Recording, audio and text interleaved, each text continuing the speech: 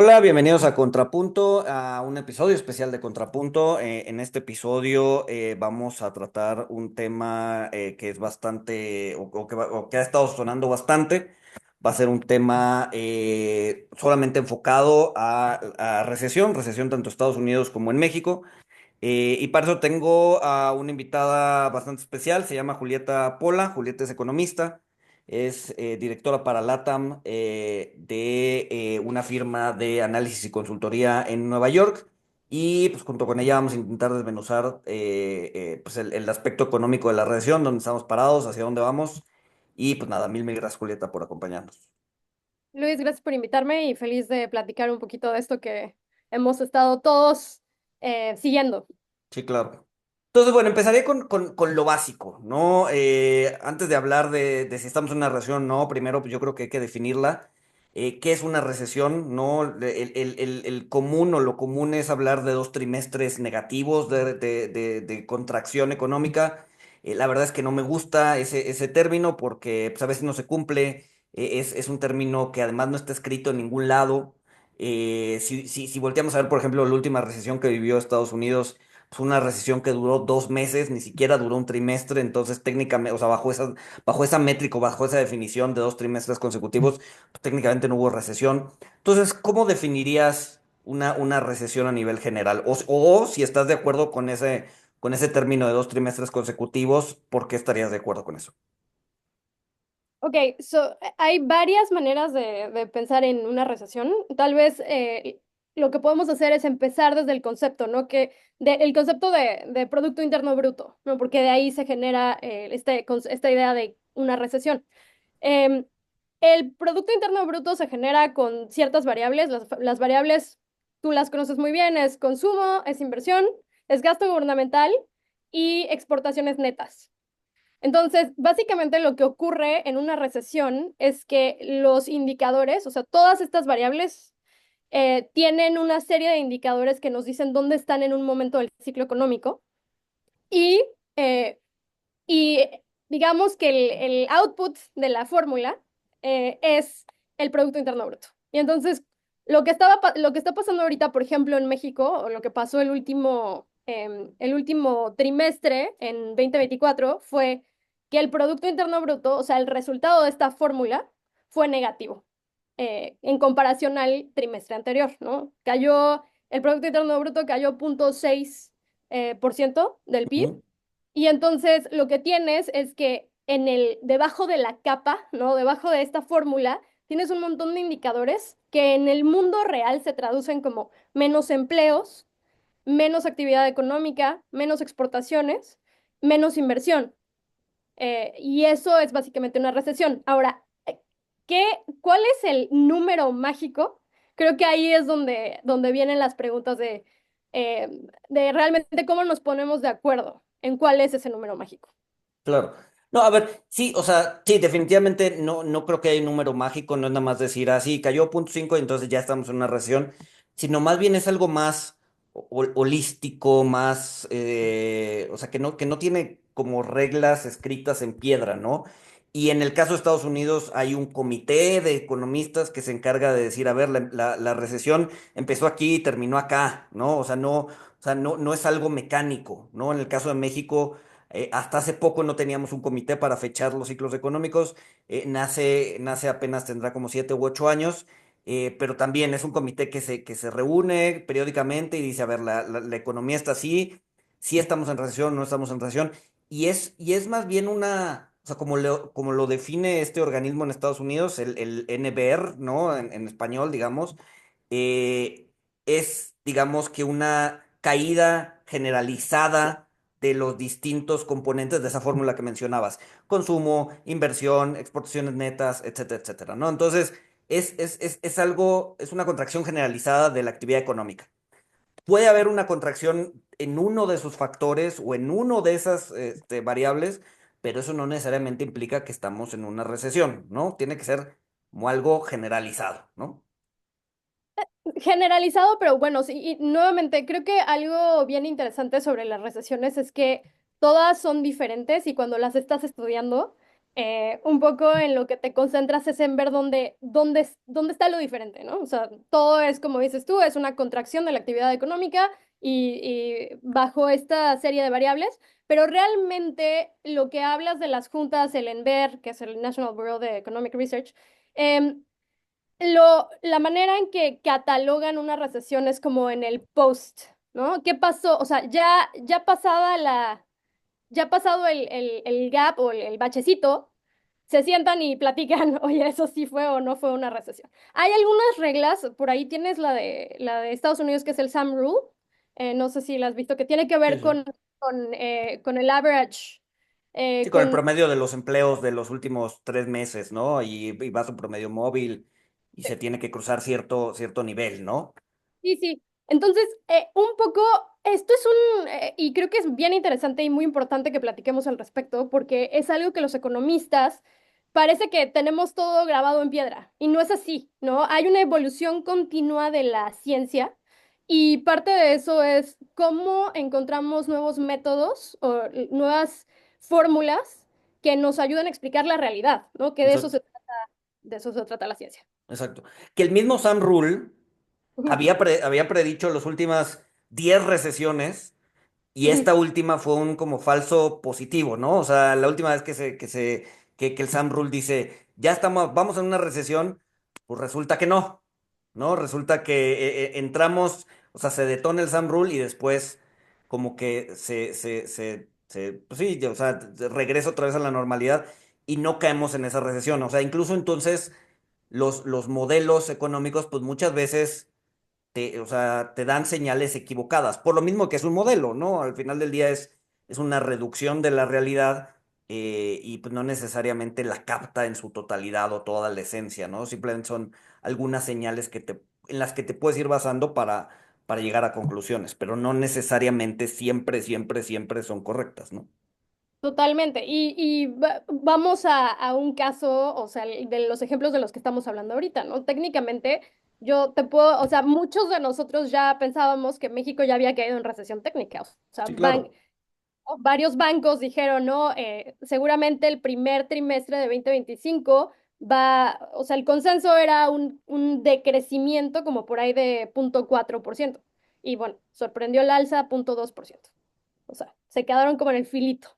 Exacto, exacto. Que a ver, y aquí la crítica podría ser, a ver, entre punto 2 y menos punto 2, pues la verdad es que tampoco, o sea, tampoco estamos muy lejos del número negativo, ¿no? O sea, al final del día es una definición medio arbitraria, ¿no? Si te quedas en el filito, pues si estás o no estás, pues la verdad es que ya estamos discutiendo en el margen, ¿no? Pero, digo, para el caso como más específico de si sí o si no estamos, pues parece ser que todavía no, aunque, y aquí ya va más el análisis como prospectivo, el análisis hacia adelante, aunque todo parece indicar que sí se está desacelerando fuertemente la economía.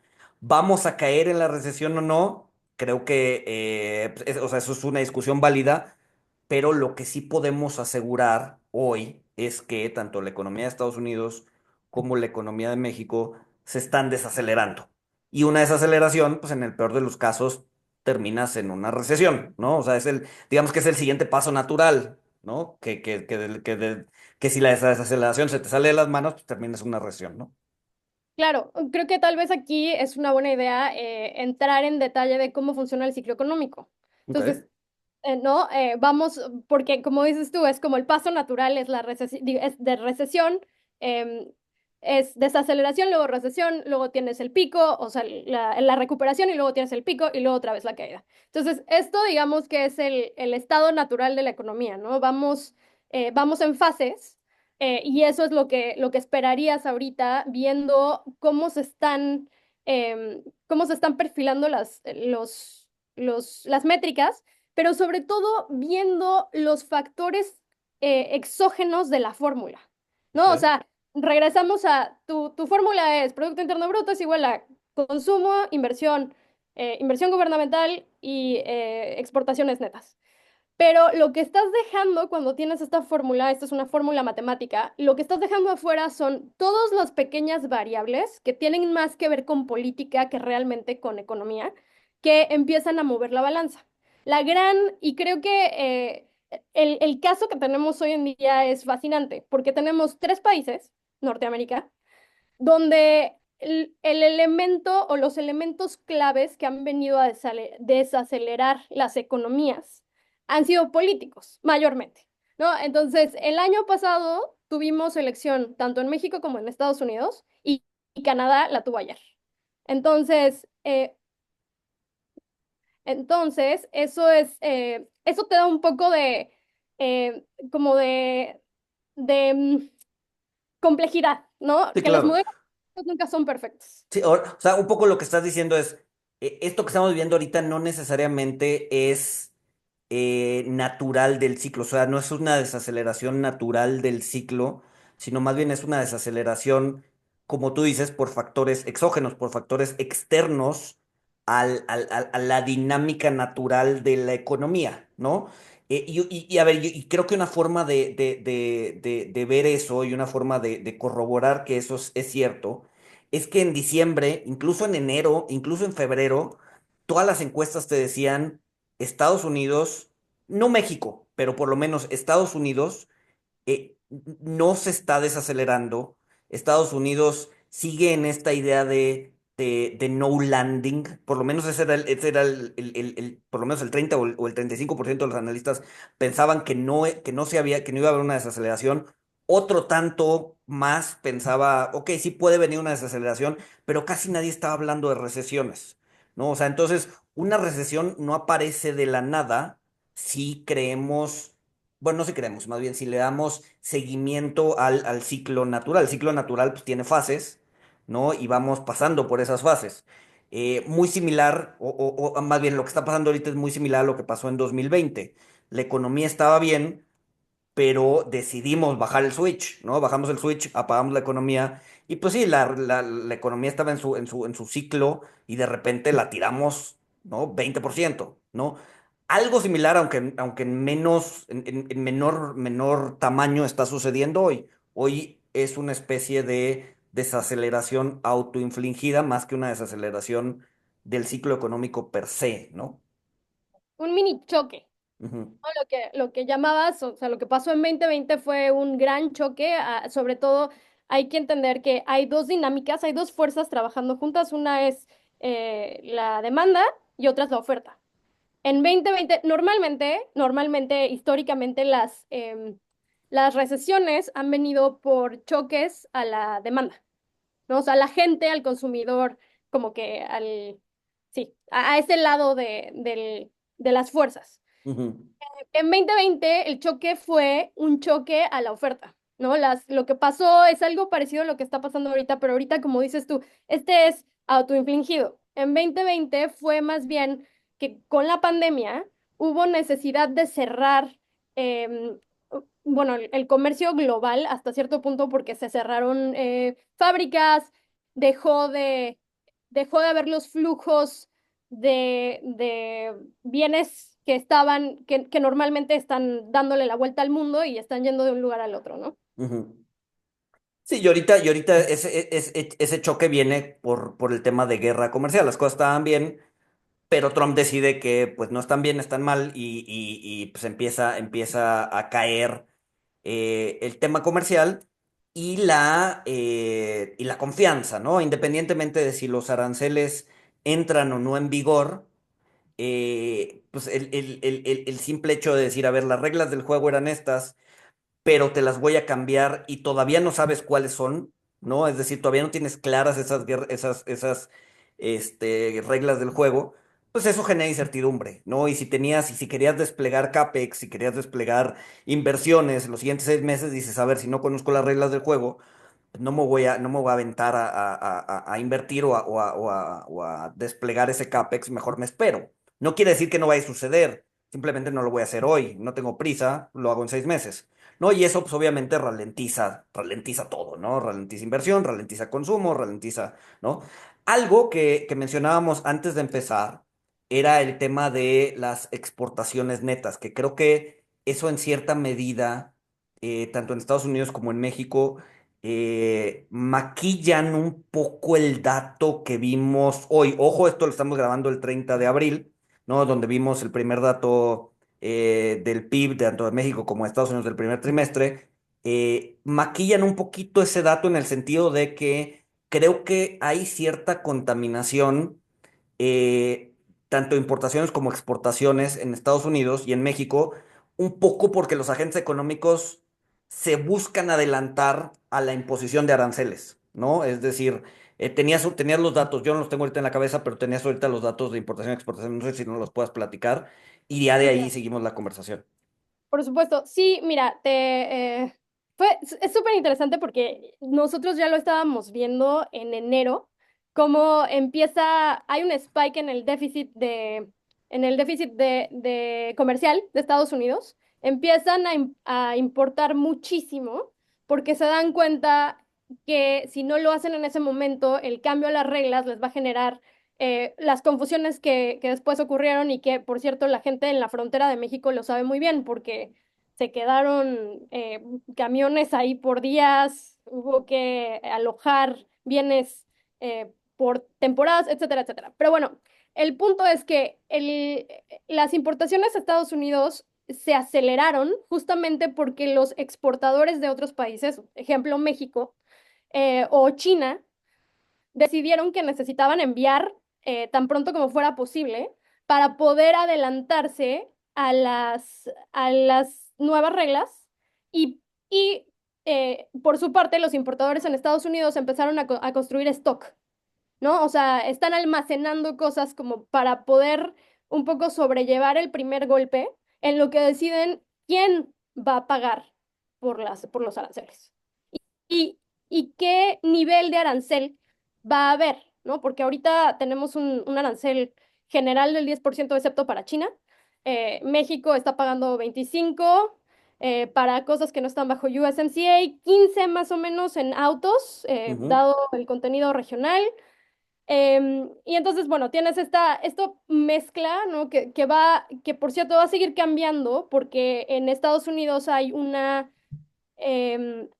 intención de seguir poniendo aranceles a lo que ellos consideran que son las industrias más importantes, ¿no? Ya se hizo con aluminio y con eh, acero. con acero y va a seguir sucediendo, ¿no? Hay varias investigaciones abiertas, hay farmacéutica, hay cobre, están pensando dónde más se van a poner los aranceles porque esas les parecen áreas prioritarias y muy probablemente vamos a seguir viendo gradualmente un incremento de aranceles por sector. Claro. Sí, pero justo lo que iba, o sea, ese adelanto o sea, se están adelantando esas importaciones de Estados Unidos y esas exportaciones de México, y ese comercio extra que se está dando entre esos países, pues realmente no responde a un aumento en la demanda en Estados Unidos, responde a un aumento de inventarios para evitar justamente el primer golpe arancelario mientras se ponen de acuerdo. En el mejor de los casos, pues es un bache en el camino, nos ponemos de acuerdo en 2 o 3 meses y pues ya no realmente ya el impacto de lo que tenemos que importar, ¿no? O sea, hablando como estadounidense, de lo que el estadounidense tiene que importar es menor, porque pues ya tienes tu guardadito, digamos, ¿no? Entonces, esos números contaminan un poco los crecimientos que vimos hoy, ¿no? En realidad, si hacemos el análisis, que no lo he hecho y no pretendo hacerlo, pero si lo hacemos, seguramente vamos a ver números un poquito más crudos, ¿no? Probablemente un Estados Unidos un poquito más abajo de donde vimos el crecimiento hoy de -0,3, y probablemente un México también con exportaciones, pues no necesariamente tan elevadas. Me dices que crecían como el 5 o el 6% en este trimestre porque la gente se estaba adelantando. Entonces, probablemente los números que vimos hoy pues están un poquito contaminados por estas dinámicas de que los agentes económicos se adelantaron, ¿no? Sí, o sea, a ver, lo interesante de las métricas es que las métricas se pueden utilizar para medir cosas en el presente, en el futuro o en el pasado. Entonces, si tú tomas ahorita exportaciones importantes, exportaciones netas. Exportaciones netas ya es cuando tú a las exportaciones le restas las importaciones. Ese indicador en Estados Unidos ahorita se cayó terriblemente, pero se cayó terriblemente porque ellos siguen exportando lo mismo, pero importaron muchísimo. Subió más del 5% el nivel de importación en este perdón, en este trimestre. Y en México, por ejemplo, en febrero, después de que había habido una caída en enero de las exportaciones, como que todo el mundo, ya sabes, se congeló de entrada, en febrero, cuando se quisieron adelantar, hubo una explosión. Entonces, ahí tienes la diferencia. La diferencia es que en México crecieron las exportaciones, acá crecieron las importaciones. Y al final, si tú revisas los indicadores de la economía de Estados Unidos, no es tan mal. Lo que ocurre es que las exportaciones netas le restan al Producto Interno Bruto. Y en cambio, México le suman, porque eran exportaciones netas, Sí, ¿no? claro. Entonces, es como que los dos lados de la moneda. Sí, Pero claro. efectivamente, regresando creo que lo que es tu punto es que esto no es un trend, no es algo que se va a sostener, no es secular, es algo temporal. Está ocurriendo ahorita por un fenómeno externo político, y es solamente lo que vamos a ver en el primer trimestre, o sea, ya vimos en el primer trimestre. Y entonces, conforme nos seguimos moviendo, lo que sí se queda es que seguimos con la incertidumbre, porque los aranceles no han ido a ningún lado. Se supone que estamos en el periodo de 90 días en el que se van a negociar tratados de libre comercio o fair trade, que es como les están llamando. En realidad eh, pues son tratados comerciales, ¿no? Pero qué tanto es fair o qué tanto es free, no sabemos porque todavía no hay o sea, todavía no tenemos el marco regulatorio que se va a imponer. Y esto es especialmente importante para países como México, que es un país exportador. O sea, más o menos el 40% del Producto Interno Bruto mexicano viene de las exportaciones. En Canadá, por ejemplo, es alrededor del 30%. Estados Unidos es solamente el 12%. Entonces, Ok. este es un país donde hay otros sectores que son mucho más importantes que el sector de exportaciones, pero lo que creo que es importante para entender el tema de la recesión es que la recesión es contagiosa, ¿sabes? O sea, si empezamos, o sea, puede haber un contagio y el contagio va a empezar en Norteamérica, ¿no? Porque ya tienes a México así de cerquita, tienes a Estados Unidos en un -0.3 y tienes a Canadá que también están viendo impactos de las caídas en el precio del petróleo, ¿no? Porque tienes un país que es un exportador de energéticos. Entonces, ahí es donde empiezan a jugar como no es, o sea, no es nada más la fórmula, ¿no? Tienes que empezar a ver las métricas, tienes que ver todo lo demás de cómo se va dando esta recesión. Y, Claro. y, y si va a ser, en efecto, como decías tú, ¿va a ser una recesión o va a ser una contracción? Todavía no sabemos. Claro, estamos muy, pues sí, muy pronto para decir si realmente no. Y a ver, lo que mencionabas al inicio, generalmente las recesiones se datan o se les pone fecha completamente a posteriori, ¿no? Es decir, ya pasó el bache, ya se ponchó la llanta y entonces sí podemos decir, a ver si caímos en el bache y si hay que cambiar la llanta, ¿no? No puedes saber si vas a cambiar la llanta del coche antes de pasar el bache, ¿no? Generalmente es a posteriori. Lo que me lleva un poco a hablar o sea, esos fueron los datos del primer trimestre, ¿no? Los datos más hacia adelante, ¿no? Obviamente los datos duros, pues no los conocemos porque no han pasado, ¿no? El crecimiento, el empleo, ¿no? Eso falta por ver, pero sí tenemos estos datos suaves, ¿no? Que de hecho, si no me equivoco, mañana en el programa de Explica vamos a hacer pues una diferencia, o vamos a explicar a fondo una diferencia entre los datos suaves y los datos duros, entonces para que lo escuchen también. Pero tenemos estos datos suaves que son datos de sentimiento, que estos sí nos están indicando que las cosas se van a poner feas, ¿no?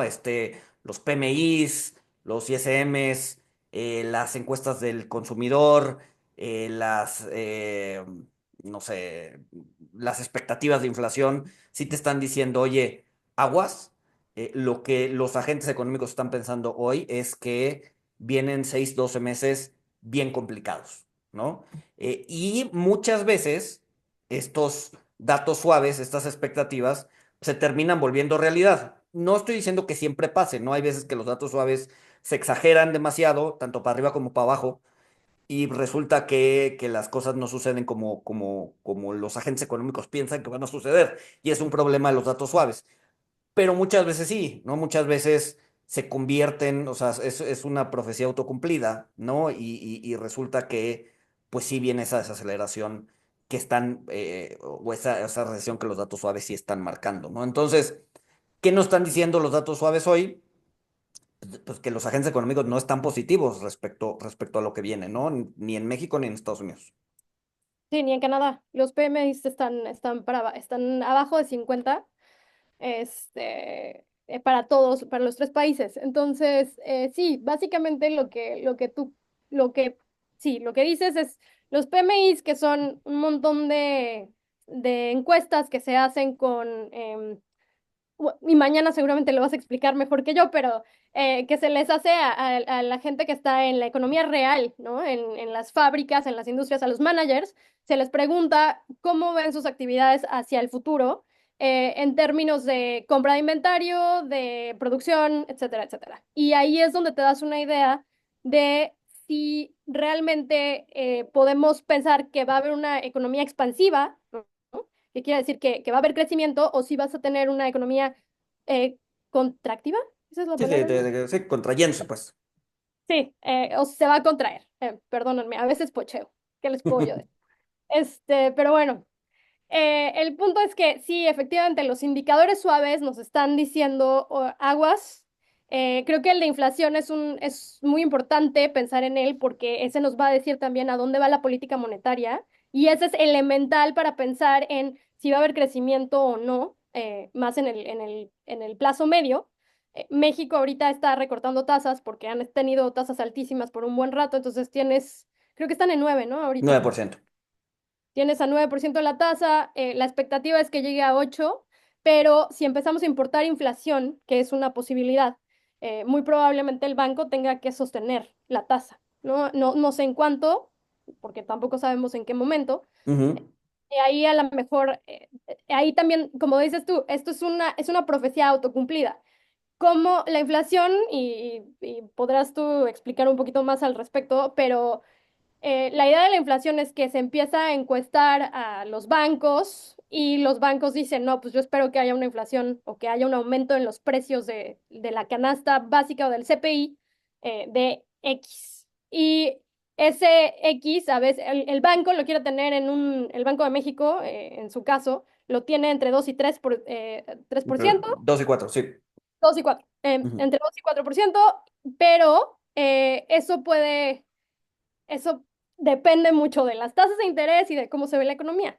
Entonces, y cuáles son los riesgos que ellos ven, ¿no? Ahorita, creo que de la última minuta que yo la leí, ellos veían un riesgo hacia abajo todavía. O sea, Ujú. que la contracción económica da suficiente lugar para seguir recortando, pero no sabemos hasta cuándo vayan a pensar eso, porque como estamos diciendo, hay mucha incertidumbre y eso puede cambiar en cualquier momento. Sí, claro.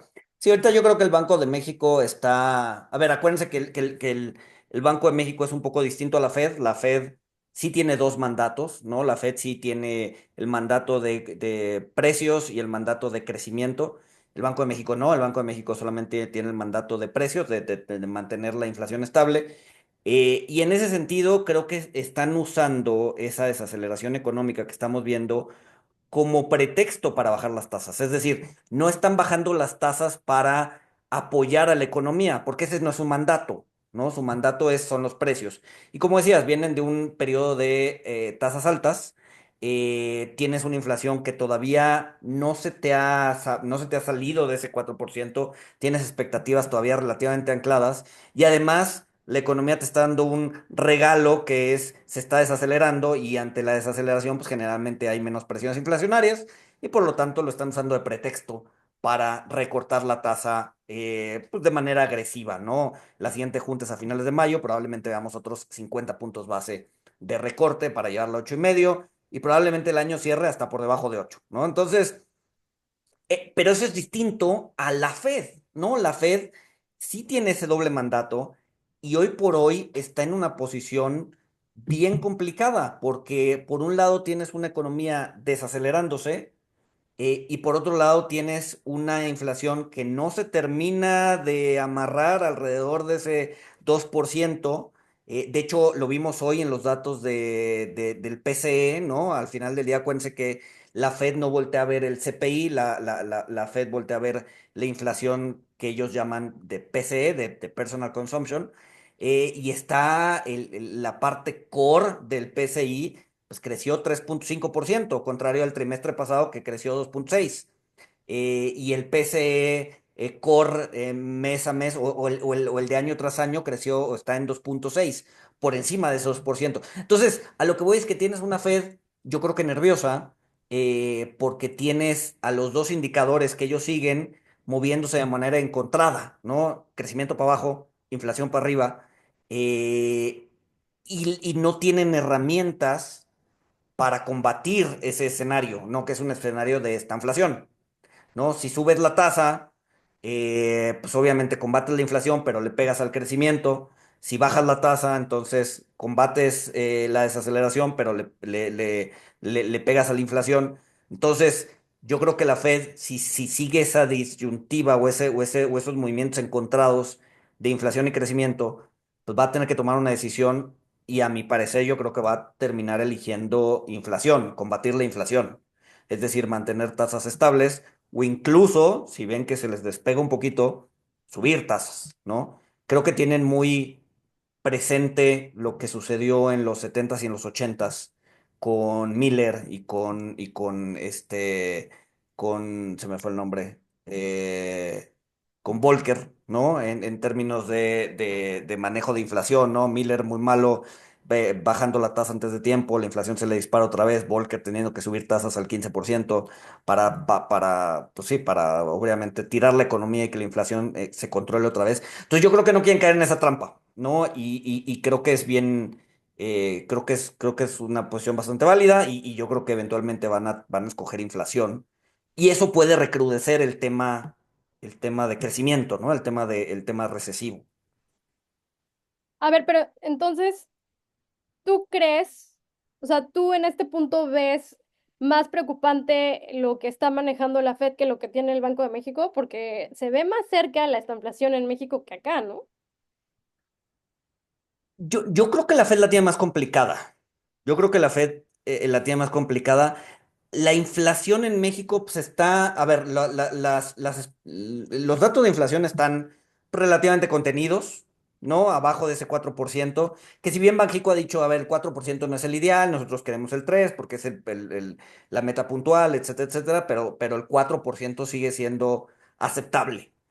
Las expectativas de inflación están súper ancladas. No es como, por ejemplo, el caso de Estados Unidos con la encuesta de la Universidad de Michigan, que tienen casi 7% a un año, ¿no? 4,5 a 5 años, que para Estados Unidos 4,5 es el doble de inflación de lo que están dispuestos a aceptar. Yo creo que la Fed la tiene más complicada que Banxico. Y yo creo que por eso Banxico está eh, armando digamos que aprovechando esta oportunidad, esta ventana para poder bajar la tasa todo lo que puedan y pues sí, tener cartuchos disponibles si es que la inflación termina regresando, si es que importamos algo de esa inflación. No sé cómo lo veas tú. Sí, no, no, o sea, creo que esa, o sea, es un... A ver, creo que donde se complica es en cuanto empiezas a ver los efectos globales, ¿no? O sea, ojalá las economías fueran como, estuvieran como Brasil, ¿no? Brasil que está muy aislado, tanto política como económicamente, pueden hacer ciertas cosas sin que tengan tanta repercusión. Em, la Fed, lo que hace la Fed igual no les impacta tan directamente, pero un país como México que está completamente ligado económicamente a Estados Unidos tiene que ir literalmente midiéndose en contra de las decisiones de la Fed, en contra de lo que está pasando en el tema de incertidumbre económica, digo, comercial, y tienen que ir como que como que revisando cada cosa que se hace en Estados Unidos para que puedan ir tomando decisiones.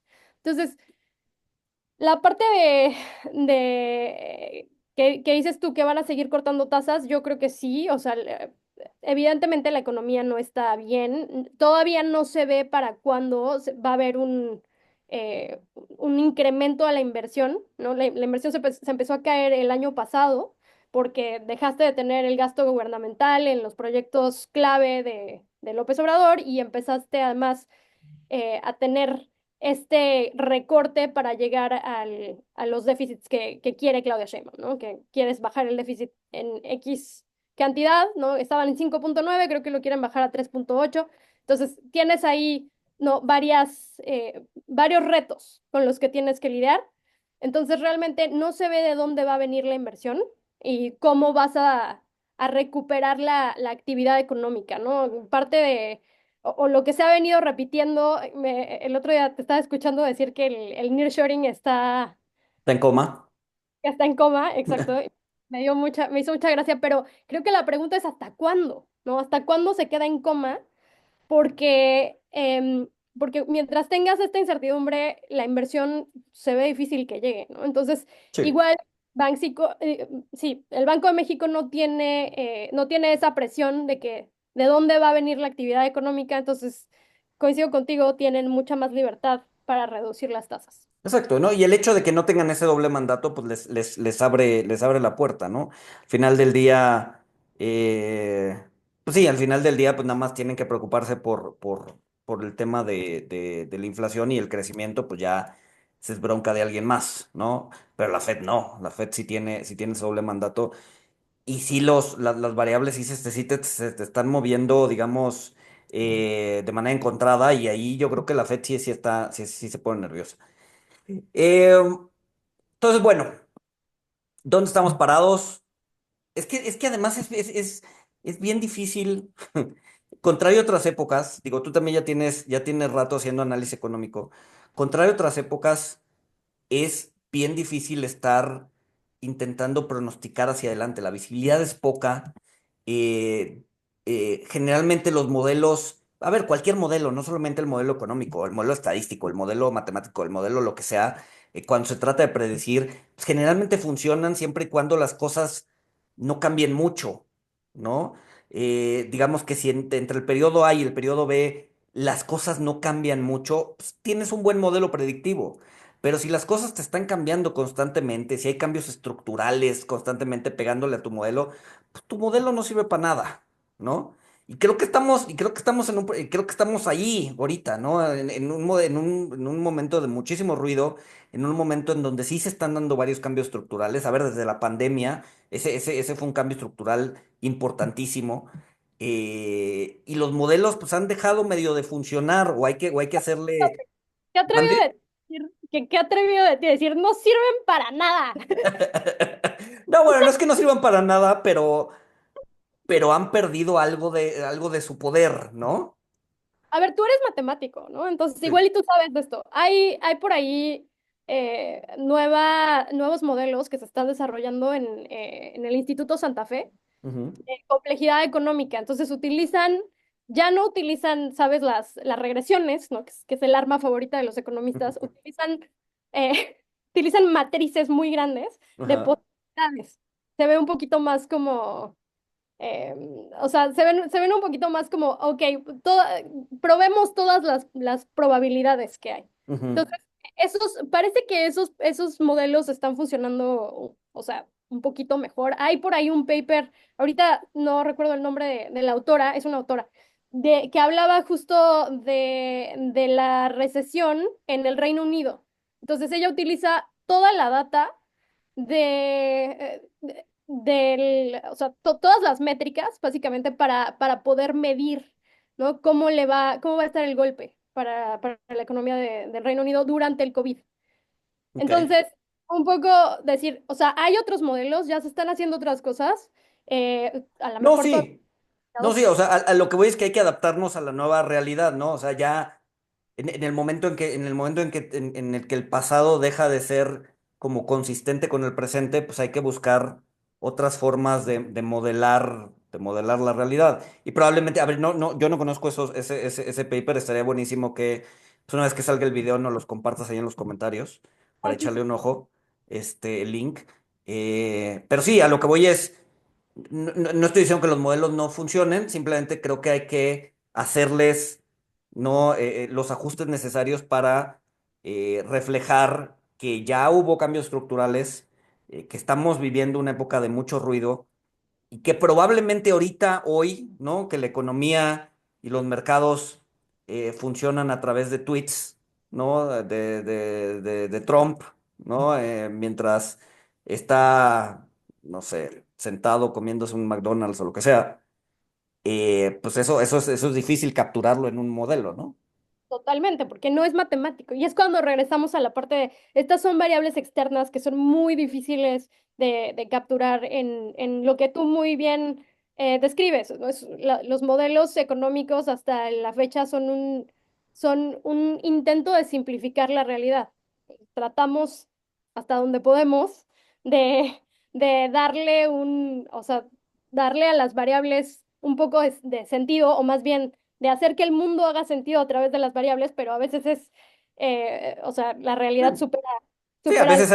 a veces hay muchos choques externos que no están considerados en el modelo y que hace que el modelo pues, empiece a dar cosas raras, ¿no? Claro, totalmente. No, y que no, simplemente no te pueda predecir algo que está, o sea, digamos que lo que está pasando en este momento es el dinamismo del modelo tendría que ser, o sea, está cambiando diario, ¿no? Y no sabes el sentido en el que va a cambiar, porque parte de la estrategia política de Donald Trump es ser impredecible, ¿no? Él lo dice muy bien, creo que ya hasta el cansancio lo tenemos. Es un hombre que le gusta ser impredecible con lo que hace. El problema es que hemos estado a lo mejor hasta por siglos, ¿no? La verdad es que hasta por siglos, en modelos de gobernabilidad en los que teníamos como un forward guidance, ¿no? Una guía hacia el futuro, que eran los planes de desarrollo, las políticas públicas, y todo era muy estructurado. Y se tomaban decisiones como con mucha más lentitud. Y así es normalmente como funcionan los gobiernos. Ahorita la cosa está funcionando diferente porque hay una ideología diferente detrás de lo que se está haciendo.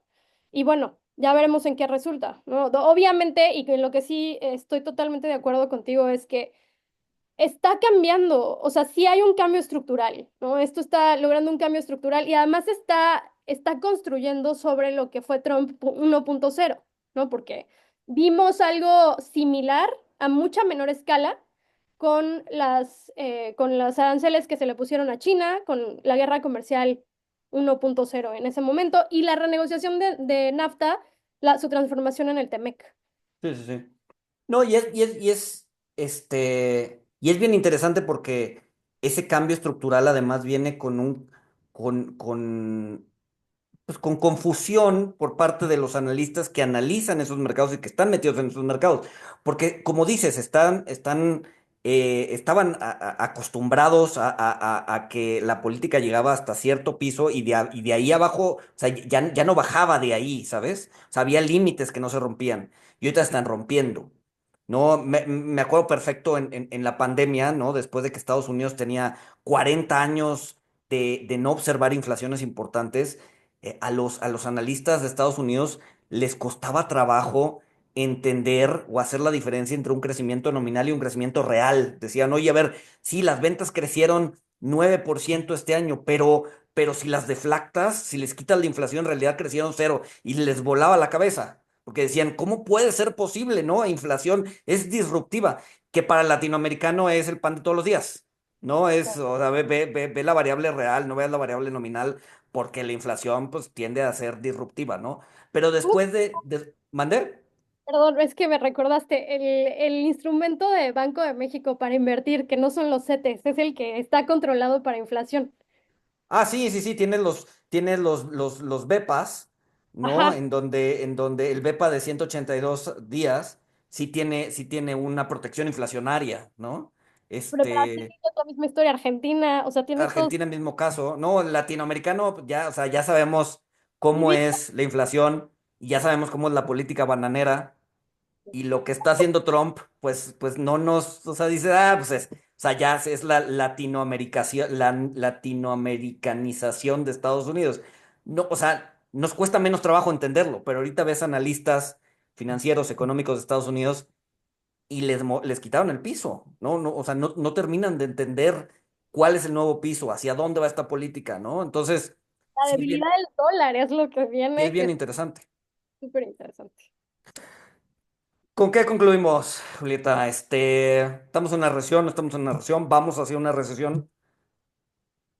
Mira, creo que hay, o sea, en lo que todos llegamos a consenso es que incluso si no hay una recesión, em, hay un alentamiento de la actividad económica que muy probablemente le va a pegar al mundo entero y que además viene acompañado de un cambio, sobre todo en las dinámicas de comercio global que también le van a pegar al mundo entero y que se van a traducir en menos actividad económica hacia el futuro, porque eso es, bueno, está ya en en la literatura académica, pero algo que tiene que ver con, o sea, algo que está vinculado directamente con el proteccionismo comercial es un menor dinamismo económico global. Claro. Una especie de desglobalización del mundo, pues iba a traer menos actividad comercial y probablemente también más inflación, ¿no? A ver, no estoy hablando de inflaciones del 8 o 9%, pero probablemente un ajuste inflacionario, o sea, ya la meta de la Fed ya no va a ser 2, quizás va a ser un 2,5 o un 3. Muy interesante, ¿eh? Porque de hecho en algún momento tendremos oportunidades, pero de platicar de esto. ¿Cómo, cómo los bancos determinan cuál es su meta inflacionaria? Es, no, es un poco así, sí, exacto. Pero sí, eso nos da para otra hora de plática. No, cierro con una bonita frase de Powell, porque ahorita me hiciste recordar. Dice que que la política económica es como navegar en un cielo sin estrellas. Ajá. O Sí, sea, no hay nada exacto. que seguir. Ah, no sé. Y eso es esperanzador viniendo del cuate que hace política monetaria. Pero sí, o sea, en cierta medida acepta que no se saben muchas cosas, ¿no? Incluso siendo pues, el que lleva el timón del barco, ¿no? Totalmente. Creo que viene un resto del año muy interesante. Eso sí, eso sí. Y eso nos va a dar oportunidad para seguir teniendo cápsulas de este tipo. Entonces, yo no me quejo. Obviamente, encantado de seguir haciendo una especie de deep dive de estos temas. Creo que es bien interesante tanto para nosotros como para la audiencia. Y pues nada, mil gracias, Julieta. Seguramente nos vemos pronto para hablar de algún otro tema a profundidad. Y pues nada, escúchenos pues los siguientes capítulos y vamos a tener a Julieta, si ella lo permite, de manera recurrente por este espacio. Claro que sí. Gracias. Mil, Gracias, mil, Luis.